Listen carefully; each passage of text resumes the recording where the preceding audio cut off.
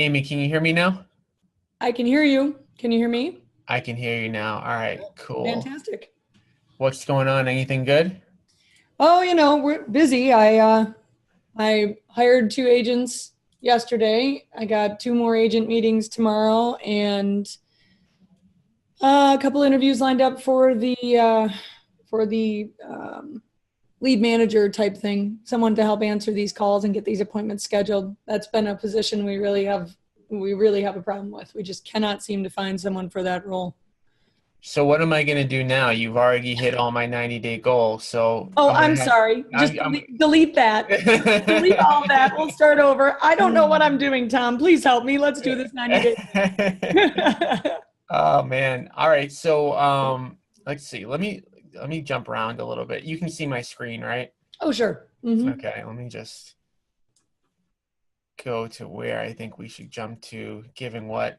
Well, I mean, if you had a plan, I mean, we can start from wherever you wanted to start. I didn't mean to jump on you. It's been a very busy last 2 weeks, and Don and I have been, really trying to hustle to get this going. But from our perspective, we have the investment side of it, pretty well established. Our biggest problem is we just need people because, honestly, I'm tired. I'm handling all the appointments, and it's exhausting, and it's starting to affect my performance. And it's really hard to get excited for all these appointments and still convert them and stuff. So, our reason for joining up with you, and coming out to see you was really the agent side of things. I'm a broker, but I've never worked I've always been independent.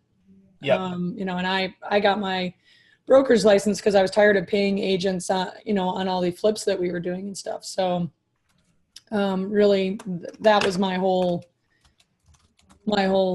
issue with getting my license. Nothing wrong with, all these other, companies and the Keller Williams and the Berkshire Hathaways and where we are, Shore West is a big one, but, there's nothing wrong with those. It just wasn't my background. So training agents and figuring out what they need and helping them to become proficient is, I'm fairly clueless on that. So coming out and talking to your guys that was the biggest help for me, was just seeing how it all worked. So what is Dong's role going to be in the brokerage? Don's role really isn't necessarily going to be on the brokerage side. His main goal right now is to continue, making the leads happen, making sure the mail gets out, making sure the technology works the way it's supposed to. I know you've talked to him a lot about the technology. So he's really the go-to guy who's going to be, really managing that end of it, really making sure that, everything happens for the lead generation side. And then my role is really the people, making all of this kind of come together. And we talk a lot about lead gen. It's a lot of what our meetings are these days. And then talking to him about hiring and who I'm hiring and getting, feedback on that. But his real gift is technology and making things happen. Because personally, I look at this and I go, okay, great. How does this work? Tell me where it is. Great, I'm good. But if you ask me to set up Follow-Up Boss or make it work with Dot Loop and make Broker Sumer work and all that, my eyes start to glaze over. I'm like, can't I just talk to people? I really I don't care how it works. Just make it work. So is he going to be then, let's say, on the dot loop side or any of the tech side for the brokerage? Is he going to be involved in that as well? Yeah, he is. Okay, cool. So I guess we have to make a plan then. I mean, obviously he definitely is very tech savvy, but I guess we'll have to make a plan as we go along if he needs help with any of the specific technology. So really, his role in the brokerage is going to be exactly the same as it is in the investment business, basically. Absolutely. Right. Okay, cool. All right. I just wanted to get an understanding of that. Mm-hmm. So you said you hired two agents already? Yeah, actually, just I got their paperwork back yesterday, and they're ready to go. So I'm in the process of basically implementing the compliance end of things. So talking to Trisha about bringing these guys on and what they need, was really important when I was out there. But both of these guys are I would say somewhat experienced. They're in that probably 5 to 6 years. So I will have discussions with them about, the basic stuff and the outline that Tricia provided to me, but they're not so brand new that they, necessarily need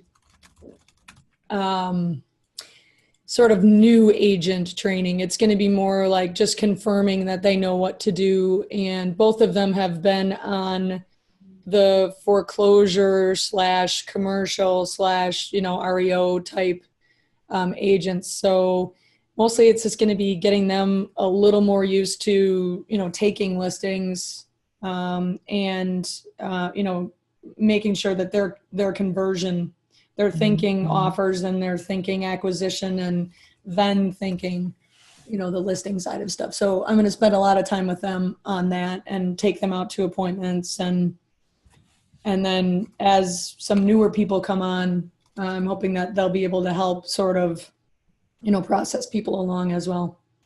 So where are these two people a group together, or do they come separate? How did you find and hire them? They came separately, and right now I have a huge response to basically your Craigslist ad.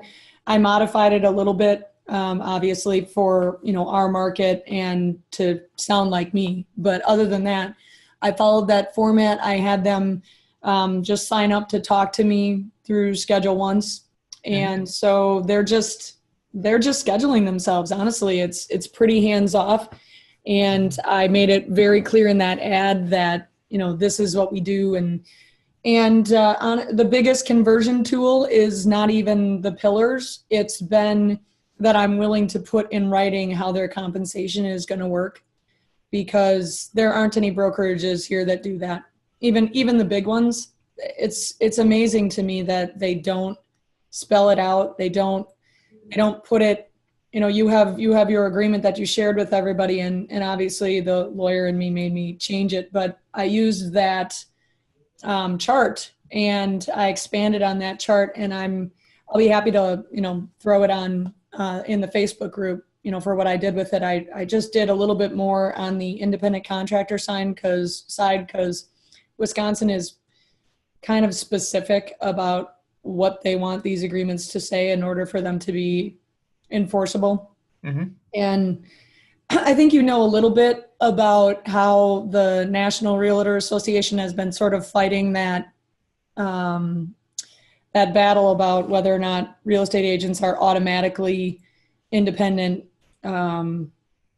contractors or not. It's been an ongoing fight in a lot of different jurisdictions. So I would say one of the things that people need to be told is they need to look into their state rules as to whether or not realtors are automatically considered independent contractors or not. I don't know how Boston is. I wasn't aware of that at all, to be honest with you. Yeah, it's been a really ongoing thing, and in certain places, and I remember reading the article, but I don't remember what it said. But Wisconsin, it used to be if you were a real estate agent, you were automatically considered to be an independent contractor.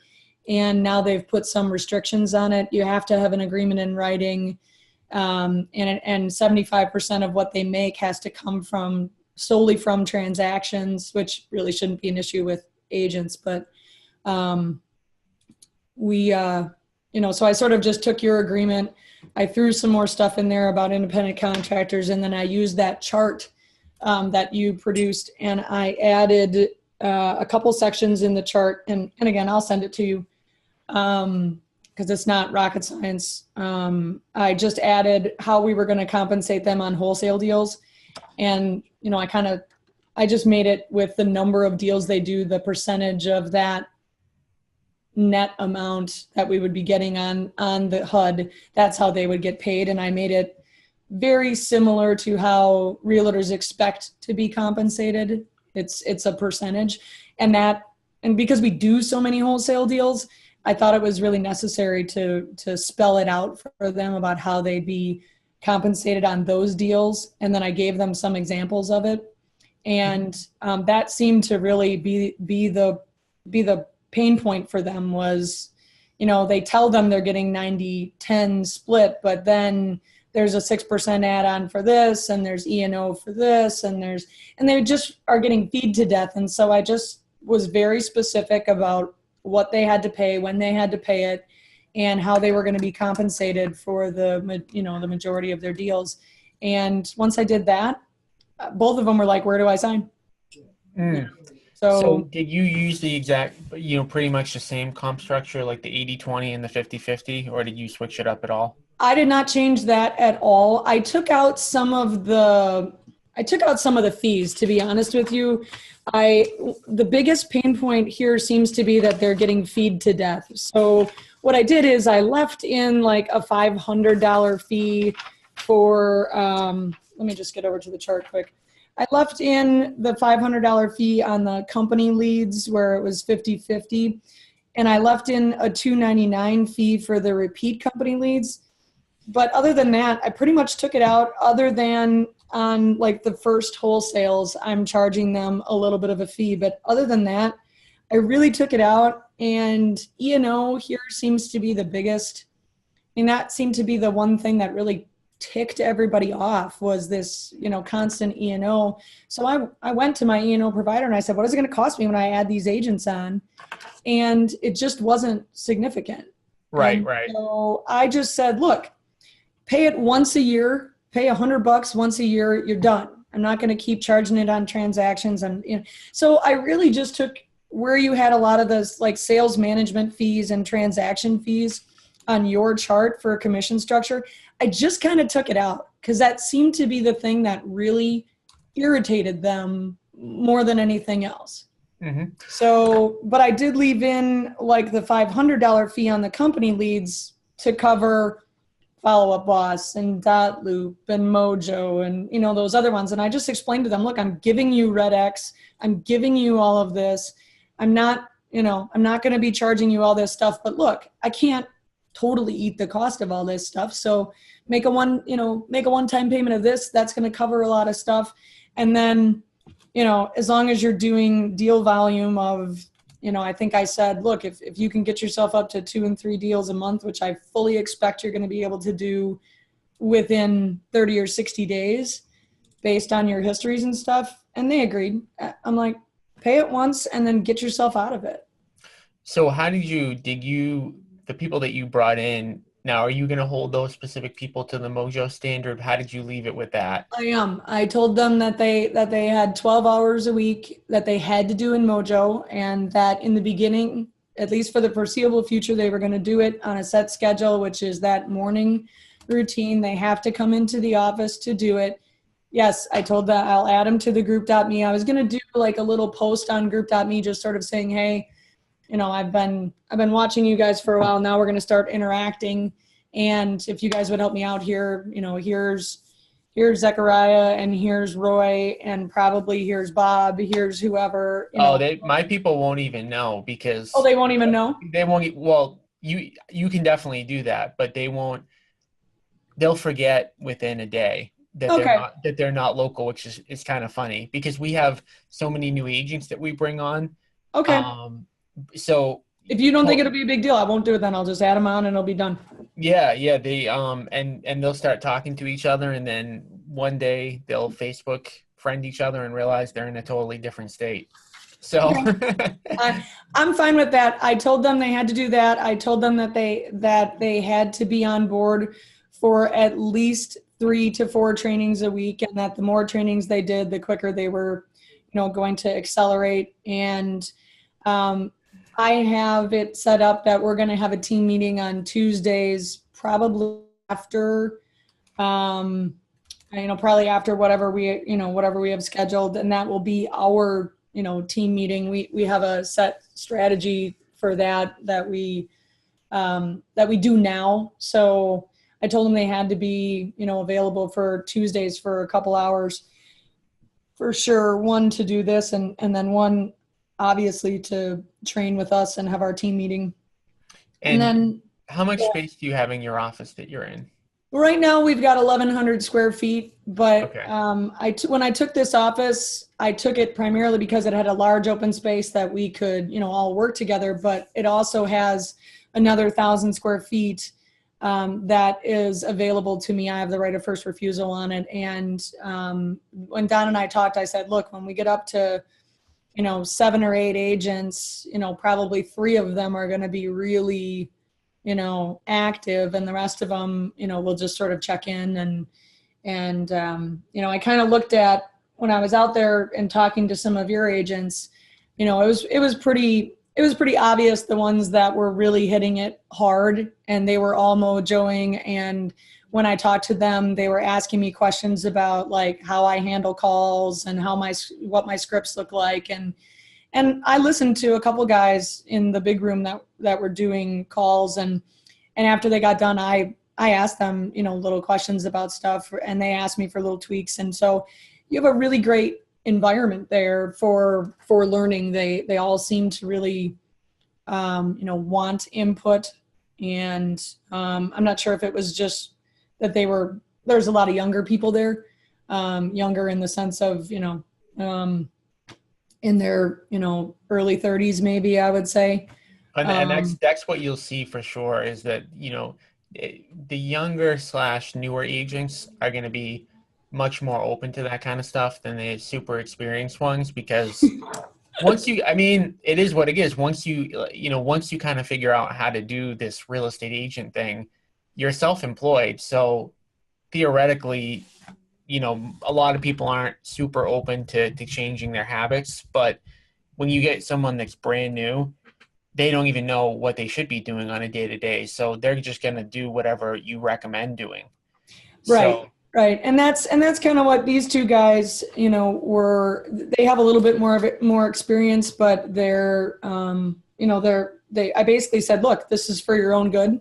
It's for me to help you and for you to get as many transactions as you possibly can as quickly as you can, and they really, honestly, they were just sort of like, great, let's go. You're going to give me leads. You're going to give me leads. And I said, oh, Tiger, hang on a minute. You got to do the mojo. You got to engage in the group.me, and you got to do the training. If you do those things, I guarantee you'll have your own transactions, and I'm going to give you transactions. So that's kind of how I left it. That's how you seem to have it structured. And I think holding the carrot out is really, I thought it was very effective. So are you going to be buying cell phone records for your areas? So right now what we have is we've got IDI is doing some skips for us on a lot of we're running our older leads right now. So the first thing that we plan to do is, I think if you remember when you and I talked, we've got a huge backlog of probably 5,000 or 6,000 leads from people that we mailed or otherwise interfaced with. And so right now we're going to be dropping those first and foremost into Follow Up Boss. And I think Don will probably reach out to you on that one, just to make sure that, how they're being pulled in and stuff works right. And then the next thing that we're doing is, we're skip tracing a lot of the mail that we're going to be doing, so that we can not only mail them, but then call them after the mail goes out. And in certain instances, we're going to be doing a little bit of door knocking. So yes, the long and short answer to your cell phone records question is yes. We are going to be buying those, but as you might imagine, I'm a little concerned about do not call list stuff, and how we're going to avoid some of the do not call list issues with the cell phone records. So we're trying to navigate that right now. So I don't know, how do you deal with that particular issue? When you upload the phone records into Mojo, they don't even allow you to call people if they're on the do not call. It won't upload the phone numbers. Okay. So, it's kind of, for the most part, a catch-all. And then you'll get people, when you call through them, that will say they're on the do not call.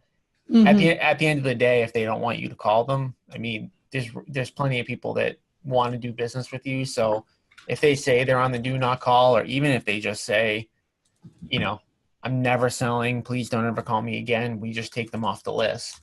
That's Okay. actually not a big percentage of people. Mhm. But you do get those people here and there that just want off. So when we initially upload the Mojo records, it screens out the ones who are truly on the do not call, and then it's a case by case on the ones that we remove after we have the conversation. All right. So So yeah, the answer is yes. We will be buying some of those records. We're in the loop right now to handle these older leads, and then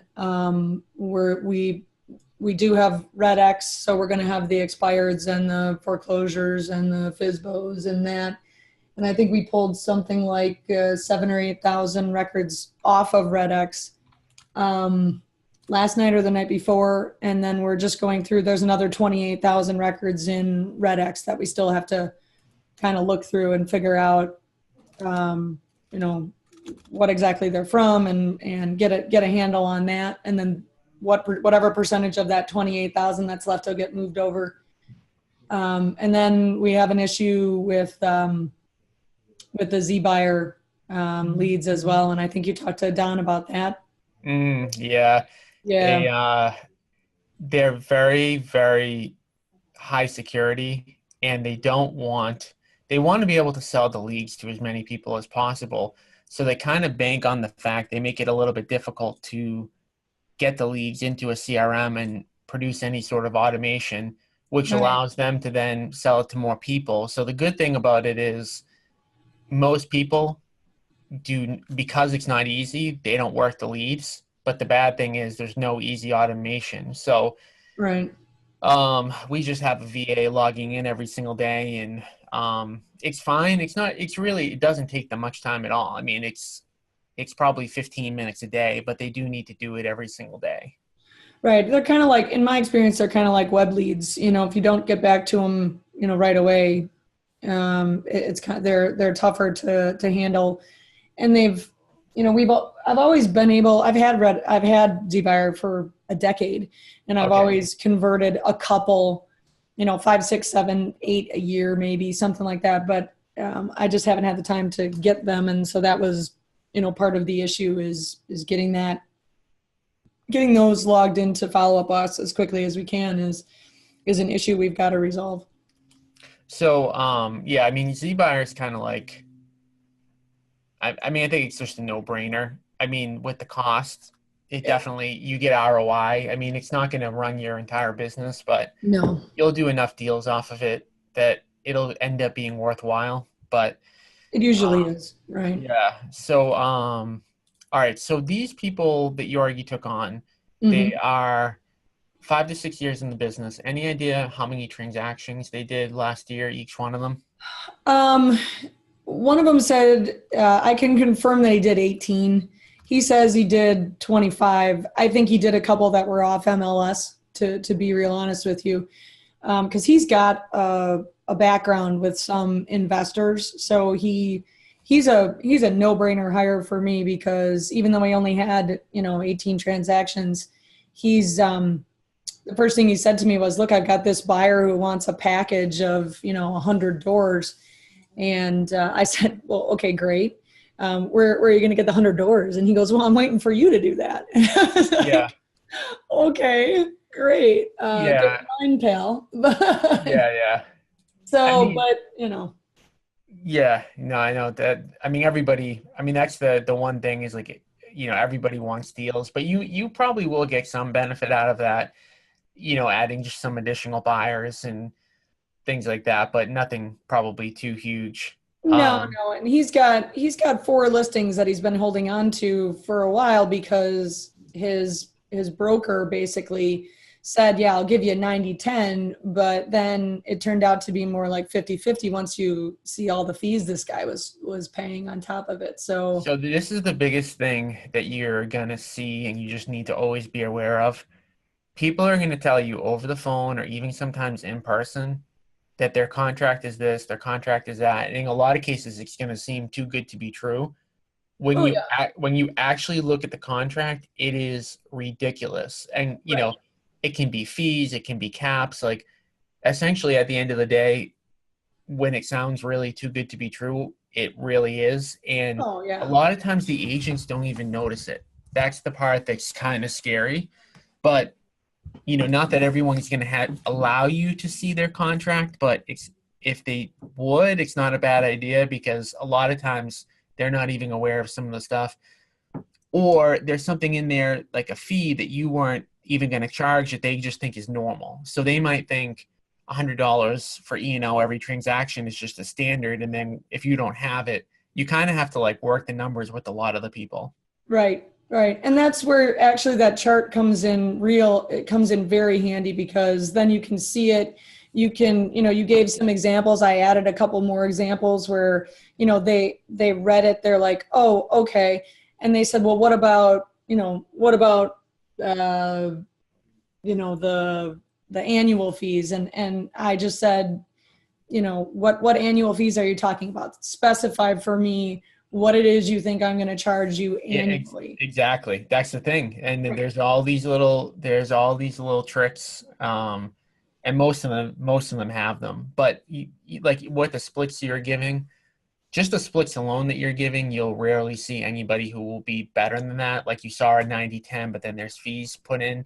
Right. So typically speaking, you'll barely even have competition on the actual split side. And then obviously when you add the leads in, then it really becomes at that point, like, does somebody really want to advance their career, or are they kind of happy where they're at? So if they really want to make more money, it's a pretty big no-brainer. Right. Well, I mean, I had a guy, I think I mentioned this on Facebook, but I had a guy from Berkshire Hathaway who said, well, I've got a 90-10 split. And I said, okay. And I said, explain that to me. And this is a guy, he's been a realtor for 35 years. And I said, tell me what your split is like. Let's run through the numbers. And I just grabbed a napkin and I started working through it. And he goes, oh yeah, I forgot about this and I forgot about that. And I started adding it all up and all the transactions. And I said, you don't have 90-10, right? Yeah.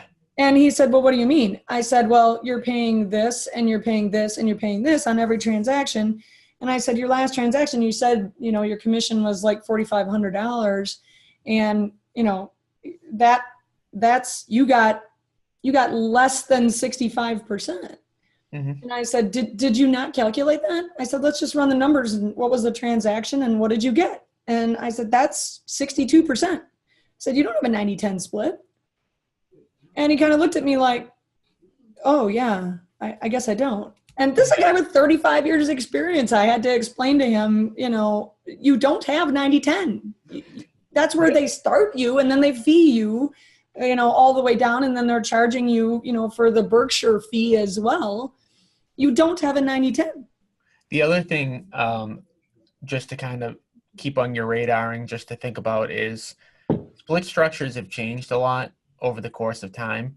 Mm-hmm. So, 30 years ago, a 50-50 split might have been completely normal.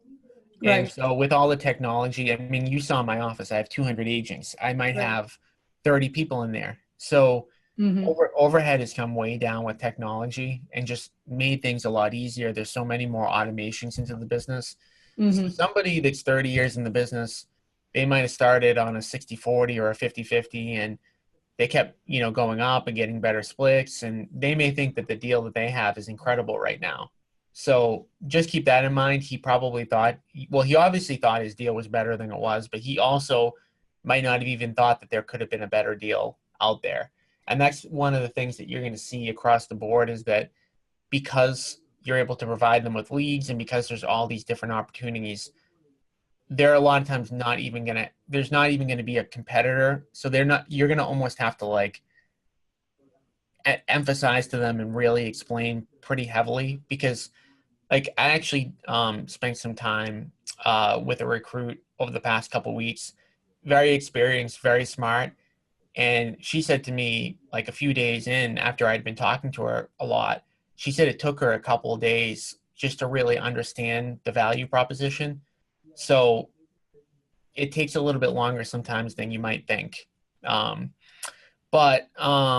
Okay, so we talked about all this stuff, the Mojo stuff, the contracts we hit on.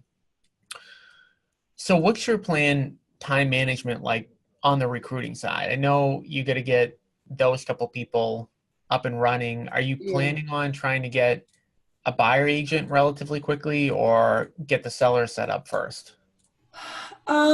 It seems like, and maybe I'm not catching it, completely, but it seems like the two guys that I have right now, they just don't seem like they're going to be really heavy buyers guys, because that's not where they're coming from. They're coming from, the listing mentality. So I'm not really sure right now, how to recruit specifically for a buyer's agent. And I think part of the problem is right now is when I start talking to people, there's a million buyers right now, and obviously everywhere there's not a lot of inventory. So being a listing agent right now is tough, and being a buyer's agent seems to be pretty simplistic. They're everywhere, Mm-hmm. trying to find a house. So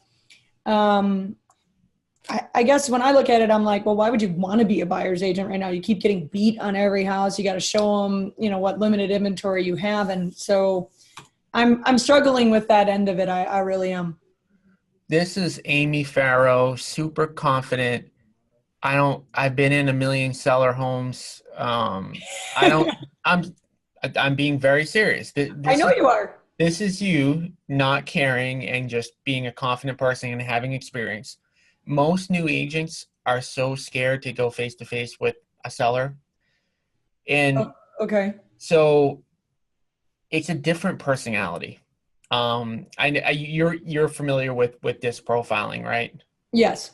Okay, so I'm sure you're a D something. You're definitely a D. I don't know what else you might have in there, but you definitely have a lot of D in it. Right. Yeah. So the people who are buyers agents are typically more people that don't have a lot of D. They're not as aggressive. Okay. They're a little bit more cautious. And working with a buyer is 100 times easier than working with a seller, because when you go in with when you go on a seller appointment, it all boils down to your confidence, your experience, how well you're prepared, and really it's a sales thing. So Mm. if you're a good salesperson, you go in, you get the contract, you don't really think about it much. If you're unconfident, you're new, you don't have good sales skills, they're not going to hire you. So it can be really frustrating. Like some of my agents, they want to go on the seller side on day one, and some of them can. And a lot of them, when they do that, they get their teeth kicked in for a long, long time before they actually become successful. And I've got a guy in my office, Phil, who just wanted to do sellers, and he's been with us for about a year, and he got his teeth kicked in for a year. He never gave up. He said, he didn't want to work buyers, and he's just starting to convert now. Mhm. Whereas on the buyer side, it's really, they're not necessarily thinking about it like they're hiring you. They're thinking about it like you're kind of, unfortunately, opening a door, and you should definitely be doing a lot more than that. And there's a lot of value that an agent can provide on the buyer side. But when a buyer meets with an agent, they're not thinking, is this person a good salesperson? They're more thinking like, is this person going to give me the support that I need? So most agents on day one, even if they wanted to be a listing agent, they couldn't be, because they don't have the sales skills, they don't have the confidence. So for a lot of newer agents, they'll actually make more money faster as a buyer agent. And a lot of brokerages, the way that they do it is they start them on buyer leads, get their confidence up, and then work them into sellers. Okay. So the other thing is that some people don't like working listings. And I know, again, from your perspective, you're thinking, how do I make the most amount of money in the least amount of time? But for a lot of people, that's really not their primary motivation. It's, what do I like doing? And so Mhm. the people that are on my buyer team, some of the stuff that they'll say to me is, it's so gratifying helping somebody find their dream home versus listing their home. I mean, yeah, it is gratifying, but definitely emotionally, I mean, at least I can say this personally, it is much more satisfying helping somebody find the home versus selling the home. And so some people, even the day-to-day activities are a lot different for somebody who wants to be a listing agent versus somebody who wants to be a buyer agent.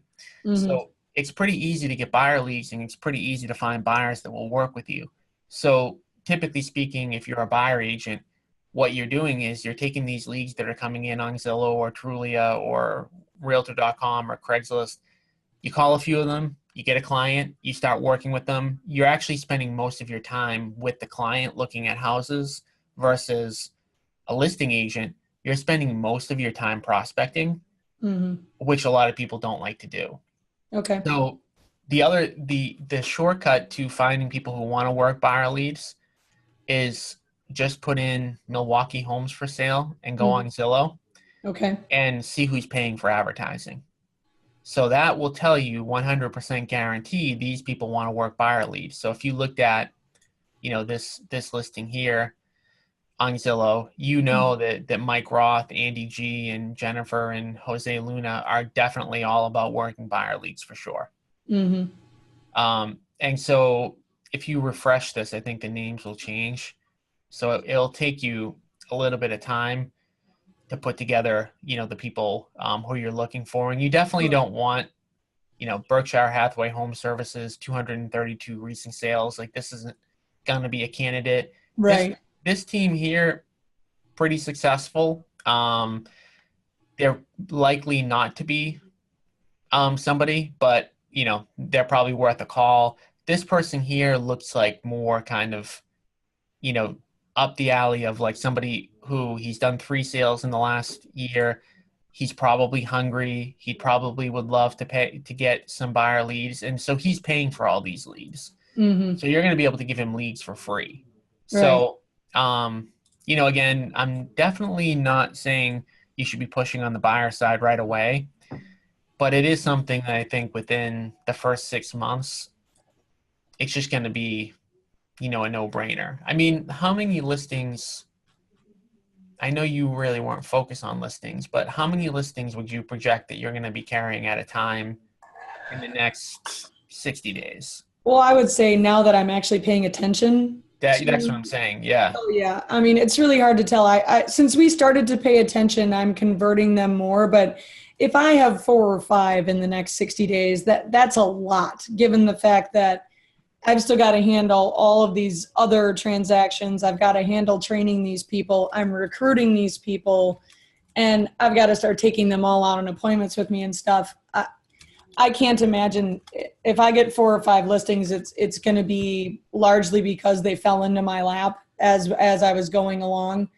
And I just have a huge crammed plate right now.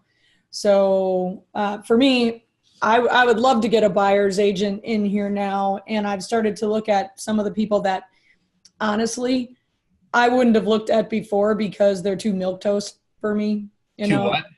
Milquetoast. They're What's that? They're buyer's agents. They like the hand holding. They like the gratification of putting somebody into their house. I mean, that's the polar opposite of me. I just started working. And that's why, like, I would never want you to work my buyer leads. Absolutely. I'd be terrible. I'm terrible at it because and rightly so, I am awful at it because I have a buyer right now that I'm working just because somebody asked me to. And I was like, okay, I need to learn how to do this. I need to be, if I'm going to be training these people, I need to know how this works. And she's killing me. I mean, I hate working with her, and I'm slapping a smile on my face and trying to make it happen because I need to know how this works. But it's the worst part of my day when I see her emails. I just want to crawl up and die because it's not the way I'm made. I don't care if she finds her dream house or not. I have too much other stuff that I'm worried about, and that's just not me. It's just not. But I want to make sure I understand so that when I bring a buyer, someone in who does work that way, that I don't stomp on them because they're not like me. I have to grow some sensitivity here or something. I don't know what I'm going to do. Well, it's more like, if you just think about it, like, it's really a customer service role. That's really, the number one kind of role of a buyer agent. So, they're going to be a totally different personality, and it probably makes sense, if you haven't started to do so already, to do the disc profiling for all of the new agents that come on, because that's going to really give you a lot of indication as to whether or not, they're going to be a good fit. So the true listing agent is going to be a DI. So somebody that really likes to talk and somebody that is really, determined. Most people don't fit that profile. So agents can be good in any one of the profiles, but when you're specifically looking for a buyer agent, somebody with a super high D is definitely not going to work because they're going to get the customer service type requests that aren't, super high priority, and then they're going to want to ignore them and go to something that's more high priority. So, and that's exactly how I feel about it. I'm just like, she emails me and I'm like, oh my God, kill me now. yeah. And you know what? It's just, wrong role. So there's other people, the S type personality, they're going to feel great about feeling like I helped that person. And, that's not a bad character trait. It's it's just a different mentality. So, right. So I would think about that definitely, because if you're starting to carry, 4 to 6 listings at a time and you've got signs in the ground and you've got like if you put a sign in the ground now, who answers the call when the, couple drives by and is interested in the home? It's me. Yeah. So yeah, that definitely can't be you. So no, I mean, if you're getting a, a reasonable amount of those a week, I mean, that's a full-time job for somebody, and you're never going to chase down that buyer. So that couple that drives by that says, hey, what's the deal with this home? You're going to probably answer the question and get them off the phone. Whereas like somebody who's dedicated to working buyers is going to say, oh, do you have an agent? What else are you looking for? We've got some other inventory. And yeah, I mean, the buyer side of it will end up being really completely passive income for you, which is, it's pretty cool once it gets set up. And working with buyers doesn't require a super amount of sales training, which is another good thing versus the seller side. So how are you handling it? So these people that are going to be doing the 12 hours, that are going to be working some of your seller appointments, are you going to break them up so that they get only the retail type ones? Are they going to be doing both? How are you planning on training them? The buyer leads, or no, sorry, I switched back to sellers. Okay, I'm sorry. Makes sentence there. No, that's okay.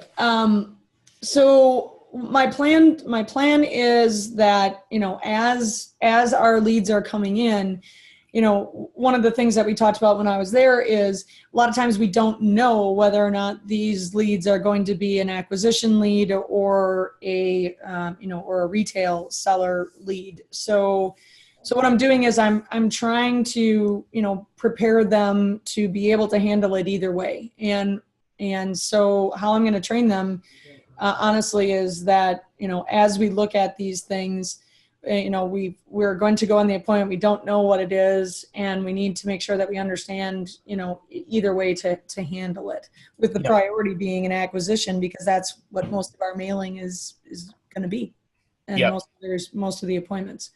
So I'm going to try and cross train them from the beginning to make that, to recognize that situation, how they recognize it, and what should, how they should be transitioning into the listing appointment if it doesn't turn out to be an acquisition. How comfortable are you with the way that we do the sales process when we go on a listing appointment? I'm gonna need a little bit of bolstering on it. I think I got a really good flavor for it when I was out there. Sort of watching things, especially in some of the smaller group, trainings that I sat through, the objections and those things. And so, but no, I mean, I could still go over it, a little bit to make sure that I'm very proficient at the acquisition thing. And so that's where I think I offer a lot of benefit to them. I just need to get this clearer in my head about how to make that transition. I can do it. I just want to make sure I can teach it. That's the thing that I have a little bit of a hang up on is, how do you get somebody to recognize that you shouldn't even pull out that offer because it's just not that kind of house. Barb does it very well. When I went on the appointments with Barb, she's very good at creating rapport and spending the time and, developing it out. And, we went on 2 different appointments, and she's very good at it, and she's very good at the transition. And I think, it's one of those skills that they just have to learn to recognize it. And I think part of what we may do on that is I may pull up some of the old, deals that we did and look at the ones that I did move to a listing on, and, kind of give them examples of how that went and how the conversations went, and so use some actual deals that ended up being listings, not acquisitions. Especially with all the short sales coming now, they've got to be ready to deal with the hard questions like, what do you owe? Yep. So one of the things that we're going to be doing for the brokerage, because I don't know who told you what and what they told you while you were here, but we've really refined the sales process a lot over the course of time. So from the day that we opened the brokerage until now, we've done things differently. So we've got a bunch of experienced agents that have actually been with us for a while that don't follow the sales process that we have now. Okay. So what we're going to be doing is we're going to be renting out a hotel and getting everyone back in for probably about a half a day of sales training and walking everybody through the exact process that we use now on the face-to-face appointments. And I'm going to be having a panel of people. So I'm going to have some of the more experienced agents talk about making the transition, and then also talking about like how to identify whether it's, an investment deal or whether it's a listing opportunity and all that good stuff. And I'm going to have a videographer record all that. Okay. So that will be definitely within this month. So as soon as I'm done with that, I'm going to put it on the brokerage feed. But until then, I would review whatever week it was that we went over the sales process, and definitely review, where is it up here? The 9 steps in the investment appointment doc. The most important, there's really only a couple of important things. And, it's really just kind of the key phrases like, my expertise is in generating offers for sellers, and I generate those offers from 2 pools of buyers, the investment side and the retail side, giving the window. Every investor is going to be between 170 and 200. And that we actually had an appointment with Anthony, who you met. Right. He went out there. It was an appointment in Gloucester, Massachusetts. And he went out there. He told the person the range was going to be 170 to 200. I think my offer was really 185. Right. And the person, apparently had no interest in that. They ended up saying they wanted to go retail. He signed a listing. And then a week later, his kind of true motivation came out, and he ended up taking our offer. But what we found out was that he said he was really happy with the initial appointment because, like, my offer wasn't even the highest. My offer that we ended up signing was 185. He got, I think, a 195 offer. But the reason he kind of went with us was because we gave that window. And so in his mind, it was whatever, 175 to 200. And had we given the 175 or 180 to begin with, someone else that came out and gave the 190 or 195 offer in the beginning, they probably would have went back to them. Okay. So sometimes getting the listings end up helping us get the acquisitions, and then obviously vice versa. All right. So, it's just all about the phrases and, overcoming the objections, and the coming soon thing is also huge. The testing out the pricing. John was John here when you were here? No, right? No, it was just me. Okay. So John came out with someone from Art over in Chino Hills, California. But when John went back, he signed a bunch of listings, and he was using the coming soon thing. And the coming soon thing is huge because a lot of people are going to be not 100% ready. And we always use the coming soon to pitch on, testing the pricing. Right. So these small little tweaks will get your conversion up a lot higher. I mean, you specifically, just caring enough to get a listing plus using some of these sales tools will Right. get your closing ratio up really high. But like you said, it's a matter of making sure that it's systematized enough so that you can kind of teach on it. Right. Right. So And I think going back, I was really clear on the two pools, but I okay. had forgotten about the range. So I appreciate you going over that again. I just and I'll go back through whatever week that was. I think it was 2 or 3. I can't remember. But I'll Yeah. go back through it and go back over it again. But I think video recording that panel and having them work through it would be helpful. It'd be a great training tool, for us as well. So. Yep. And, again, like the small things like the trial closing and, Right. asking the right questions and all that good stuff, it makes a big difference. Mm. So we just took new space in our office for C90 because that was kind of cramped. And Yeah. again, we want to make sure that we have everything recorded. So we're currently renovating that space and we're going to get cameras in that space, hopefully by the end of this month, but worst case scenario, about a month from today. So then your agents will also be able to plug into that. So that'll be like continuous training. I mean, essentially there's going to be video running practically all day long. And so Okay. we're going to have to not customize, but we're going to have to get some feedback from you guys to let us know how you want things, kind of delivered. But for day one, we're just going to put the camera there, have somebody kind of man Facebook Live to answer any questions, and then your team can kind of plug in and plug out whenever they need to. And then everything will be recorded so they can always go back. I think a rough schedule of what's going on, I mean, even if it's just that week or, in the next 2 weeks, this is the rough schedule of what's going on with C90. So we could at least go, oh, hey, tomorrow they're working on, yeah, right, exactly. Tomorrow they're working on this. And then when we would know when to plug them into what part of C90 so this is your, So this is our training schedule in newsletter form. in the newsletter, But right? let me get a link for the training calendar because I know. I think specifically the C90 training calendar is what it is because we kind of took after I was out there, we took a look at the trainings and when they were being happened, and we kind of revised the schedule because when I was there, you were in the middle of revising it too. Yep. So it just Yeah, took us. we're always looking at it to see kind of, what we can tweak and do better. And it'll always kind of adjust over time. But for the most part, we know the basic stuff that everybody really needs to be training on.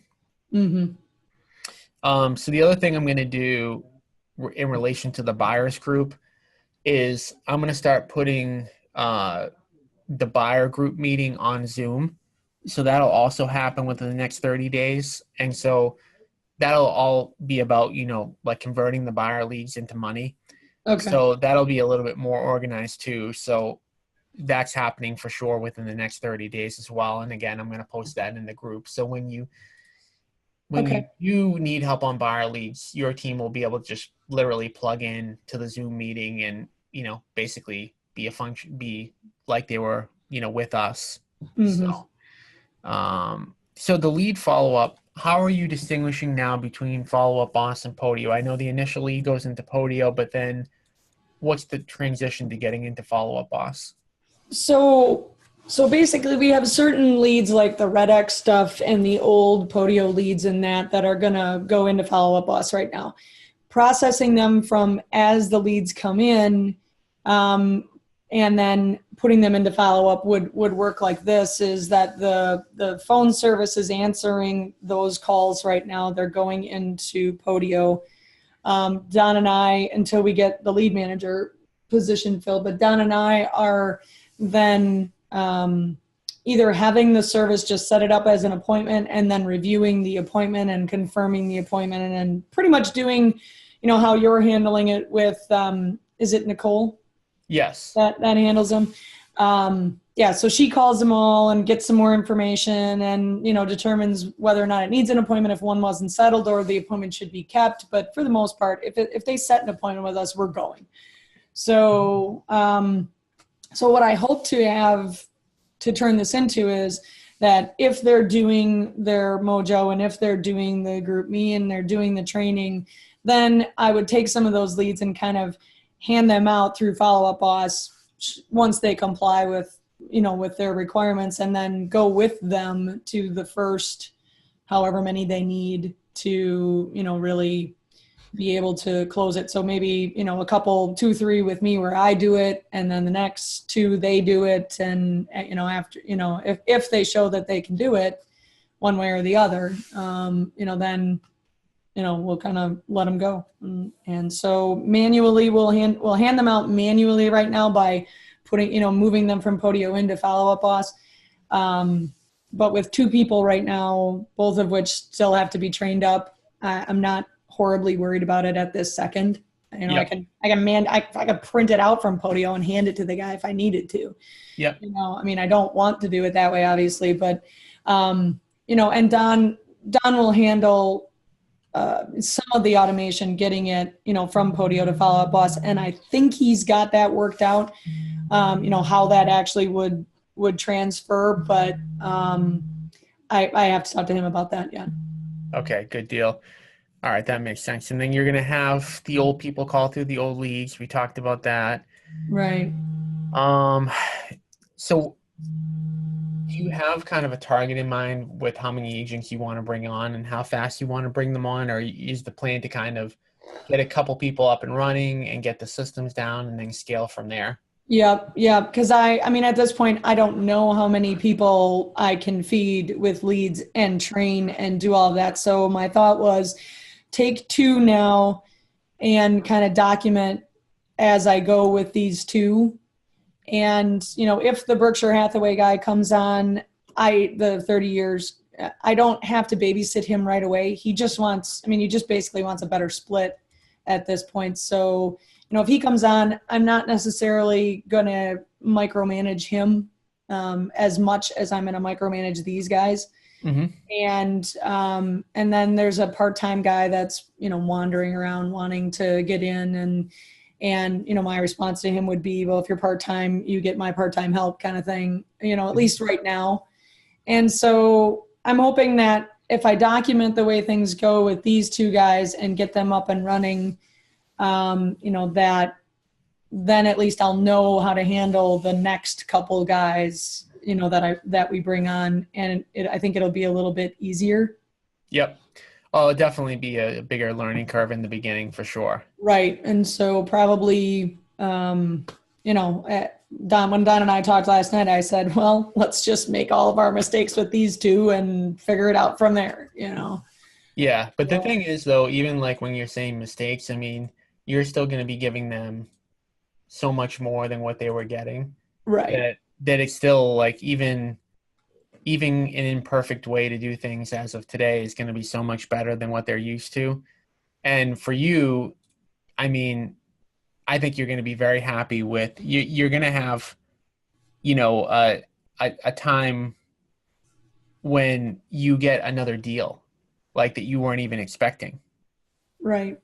So, I mean, that's going to be a huge thing. So I think that's definitely a good plan. And like the 90 to 100 day thing is really from there, where do you scale up? Do you end up hiring a recruiter? Does it make sense? Do you end up wanting, I mean, you'll see probably pretty quickly within the next 90 days, whether or not you really want to build a big team or whether or not you're kind of happy with having a team of 10 people, because having a team of 10 people is still going to be really good because it's going to allow you to get out of the day-to-day stuff. My guess is that you end up wanting to scale, but I mean, you just have to kind of play it as it goes along. Well, right. And I think, having that 5 to 10 agents is, in the beginning, it's just going to be so much work that, I think wanting to scale up is definitely, part of the plan. I don't even know what that means though at this point. Does that mean 20 agents? Does that, I can't say right now.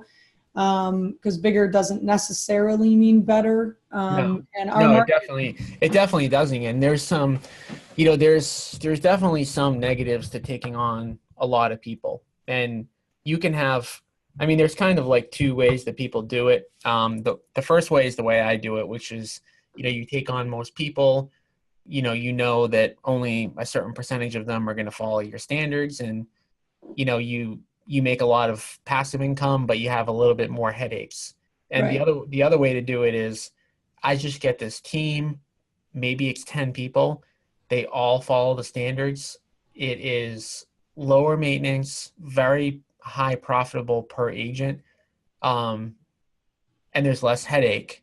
Net, you'll probably make more doing it bigger, but there's something to be said for having only 10 people versus 100 or 200 or 300 people. But you'll see that kind of as you go along, and you'll right, figure out whether or not you like that or not. right, right. So, what questions do you have for me, if any? I think, just right now I want to really just focus on, on the conversion type issues, because that's where we're going to get held up the most. And then, so as these issues start coming up, as I add people, that's I think in the beginning here is probably where I'm going to have the most questions.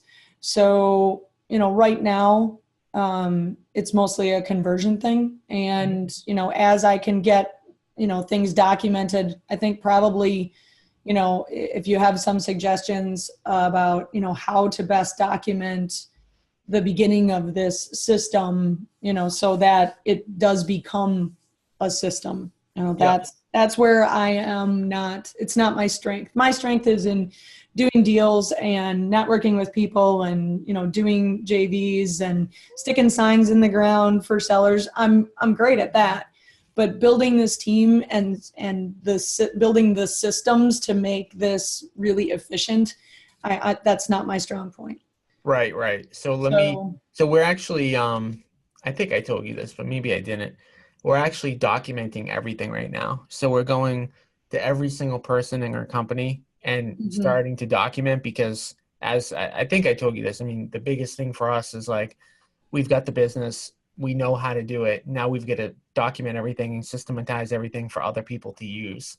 Right. So I'm going to be releasing that stuff as it's completed, and it's going to be documentation for everybody. It's going to be documentation for the recruiter. It's going to be documentation for Trish on kind of the compliance side. It's going to be documentation for the agents. So we're going to have a lot of that. But in the meantime, as you're going along, just kind of keep me in the loop to what you need. Yeah. And what else? I'm going to send a link to this action plan now. Obviously, you know how to get me. Right. We'll obviously help you in any way that we can. Definitely, you're making good progress. I mean, a lot of people, believe it or not, get hung up on just hiring their first couple agents, which is crazy because it's not that hard, but some people do get hung up on that. Well, I figure I'll just hire them and figure it out as I go. I mean, absolutely. At least right now. So, yeah, definitely. So, I mean, there's no reason to not take them on, because again, they're still going to make more money with you. Like, my first 2 or 3 agents that I hired, our systems, we didn't have anything, and we didn't even have anybody we could go to. I mean, everything was upside down, but they still made a lot more than where they came from. One of them was a rental agent. The other one came from Remax, and they both basically doubled in the first year. So it's just a no-brainer. And, there won't be that many kinks, but there'll be things that will come up here and there. And, we'll give you all the support and tools that you need. And, once we start to get all this video stuff and documenting the systems better, it'll be a little bit easier. But you're making good progress as it is. And you'll automatically make more money as it is, because these people are going to work the retail leagues harder than you. And then if you can get a buyer agent on board, that'll just be, pretty much automatically passive income. That's the plan. Cool. I thank you for all your help. Yeah, just let me know what else you need, and we'll keep plugging away. And in a month from now, you'll have totally different problems, so we can address those. Yeah, you will. You in it. I mean, when are you signing them on?